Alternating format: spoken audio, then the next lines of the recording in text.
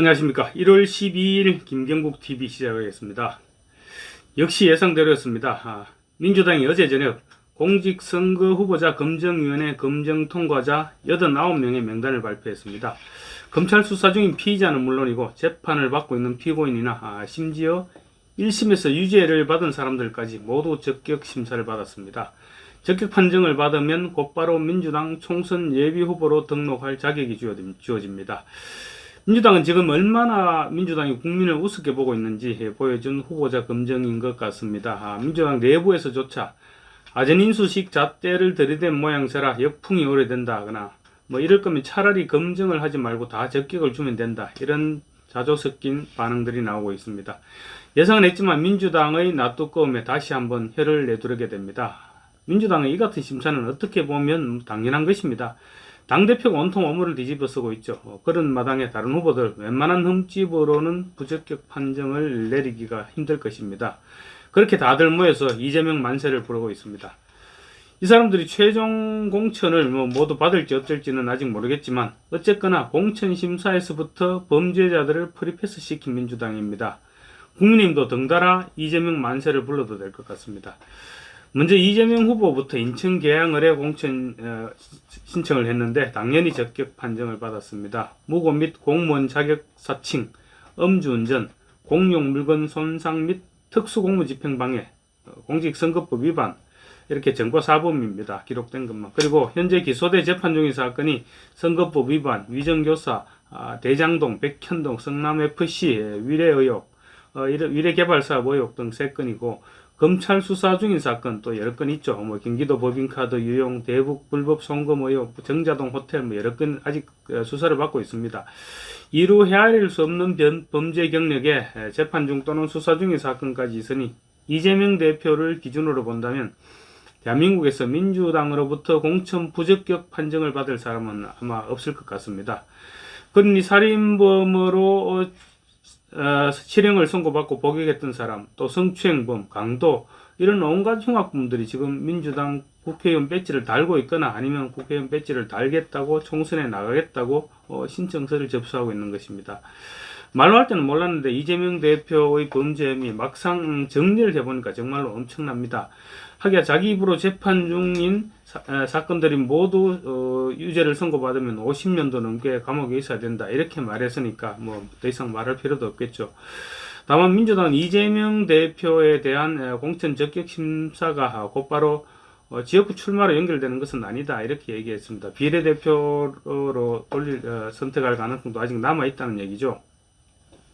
어쨌거나 이런 이재명 대표를 공천 적격으로 판정하다 보니 다른 기준들을 아무리 엄격하게 잡아도 적용할 수는 없을 것입니다. 경기도 용인시 물류단지 개발, 태양광 사업, 발전소 납품, 이런 청탁과 함께 6천만 원의 뇌물 및 불법 정치자금을 받은 혐의로 재판이 진행 중인 노웅래 의원, 돈봉투 받는 부스럭거리는 소리까지 녹음됐지만 국회에서 체포동의안이 부결됐죠. 그래서 불구속 상태에서 재판을 받고 있는데 역시 적격 판정을 받았습니다.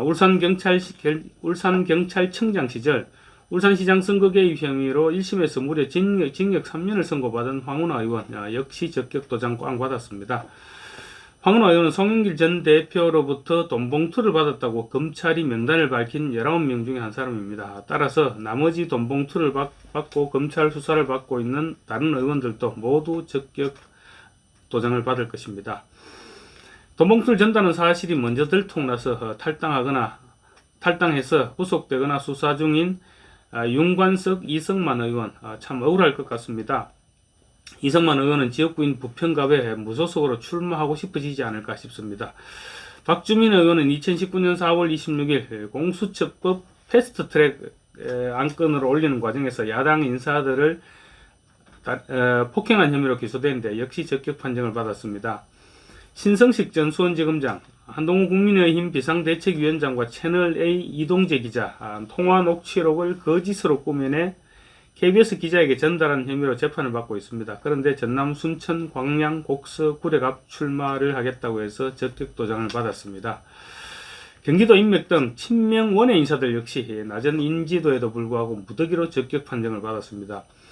우상호 전 의원이 불출마를 선언한 서울 서대문갑에는 김홍국 전 경기도 대변인이 그리고 술주자 주모죠. 이수진 의원의 지역구에는 친명계인 이현희 민주연구원 부원장이 검증을 통과했습니다. 그리고 경기도 평화대변인을 지낸 윤용조 민주당 대표비서실 부국장, 이현욱 전 경기공사 사장, 임진 전 경기도시장 상권진흥원장, 이 사람들 모두 적격 판정을 받았습니다. 세칭 친명 자객들도 대거 적격 판정을 받았습니다. 친명 조직인 더민주혁신회 소속 비례대표 이동주 의원, 비명계 홍영표 의원의 인천 부평을 해서 적격 판정.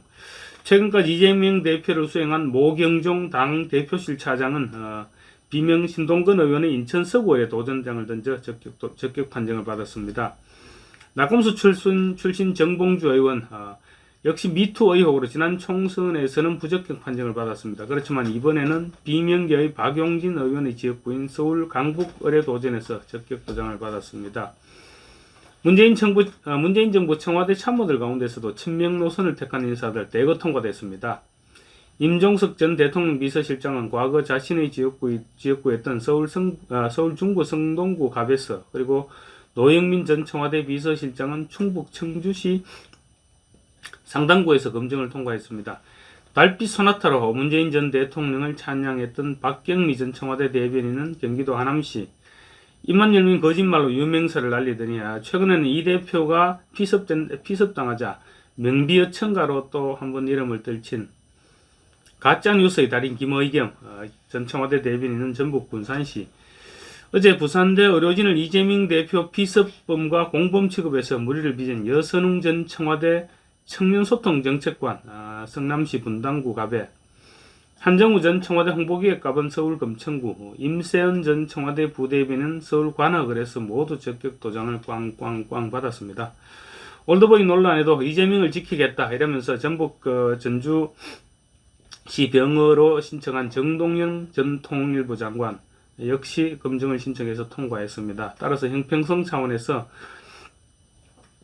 박지원 전 의원을 비롯한 올드보이들도 모두 공천심사를 통과할 것으로 보입니다. 이번에 또 다시 눈여겨볼 사람은 성희롱 반응으로 어제 민주당 윤리감찰단의 대면 조사를 받은 현견택 민주연구원 부원장입니다. 이재명 대표가 병상에서 친명계 좌장인 정승호 의원과 문자통화를 통해서 공정 가능한 엄중 경고 정도로 징계를 낮춰줄 것을 주문했을 정도의 친명 핵심입니다. 어제 대면 조사에서 내놓은 해명으로 볼 때 징계 수위가 아마 대폭 낮아지지 않을까 이렇게 전망됩니다. 만약 이 대표와 정승호 의원 간의 텔레그램 문자 통화가 카메라 기자의 렌즈에 잡히지 않았더라면 아마 처음부터 엄중 경고 정도로 조용하게 해서 공천을 받았을 것입니다. 어제 윤리감찰단 대면 조사에서는 사건 보도 직전에 피해자 측이자 같은 지역구 경쟁자인 정치인 이석주 씨가 불출마를 요구했는데 답변을 하지 않자 다음날 성희롱 발언 보도가 나왔다. 이렇게 현근택 부원장이 진술한 것으로 전해졌습니다. 일종의 모함 내지 공작으로 몰고 가겠다는 의지입니다. 면죄부를 줄 가능성 배제할 수 없어 보입니다. 이 사건의 개요는 성남시 중원구에서 출마를 중인 현 부원장이 같은 지역 정치인 이석주 씨의 수행비서 A씨에게 둘이 부부냐 같이 잤냐 이런 식으로 성희롱 발언을 해서 논란이 된 것입니다. 근데 당 일각에서는 지금 현 부원장이 농담으로 건넨 그 말은 사회 통념상 성추행이라고 할 수 없고 피해자가 애초부터 경찰이 아니라 언론에 제보한 것은 정치적 목적이 있었다. 그렇게 주장하면서 현 부원장에 대해서 탄원서를 돌리고 있는 그런 상태입니다. 심지어 추미애 전 법무부 장관까지도 그 상황 자체가 상당히 억울하겠다 그런 느낌을 받았다는 말로 현 부원장을 적극 감싸고 있습니다. 그래서 현근택 부원장 제가 볼 때는 아마 적격 판정을 받을 가능성이 더 높아 보입니다. 그리고 성희롱과 음주운전, 무면허 운전 전력으로 논란이 된 강의원 특보 마찬가지로 지난 10일 내놓은 해명문이 오히려 논란을 키우고 있습니다. 광주광역시 서구갑에 후보자 검증 신청을 낸 강 특보는 성희롱 사건 진상조사 도중에 자괴감과 모멸감이 뒤섞여 견디지 못하고 도피했고 자살 시도를 포함한 음주운전과 무면허 운전 등이 있었다. 이렇게 말했습니다. 그러면서 2차 가해는 2018년 2월 27일 시작됐는데 당시에는 2차 가해라는 개념이 없을 때였다. 그래서 정무적 판단보다 당헌 당규에 근거한 그런 판단을 해달라 이렇게 요청했습니다. 한마디로 법이 시행되기 전에 벌어진 일이니 부적격 기준에 해당되지 않는다. 그런 주장이었습니다. 현근택 부원장이나 강유원 특보가 어떤 판단을 받게 될지 아직은 모르겠습니다. 그렇지만 어제 내려진 판단을 볼 때 아마 적격 판단이 내려질 가능성이 제가 볼 때는 더 높아 보입니다. 만약 국민의힘이 이 정도 도덕성을 가진 인사들에 대해서 공천 적격 판정을 내렸다. 그래서 경선 참여 자격을 부여했다면 여론으로부터 아마 견딜 수 없는 정도의 엄청난 질타를 받고 있을 것입니다. 감사합니다.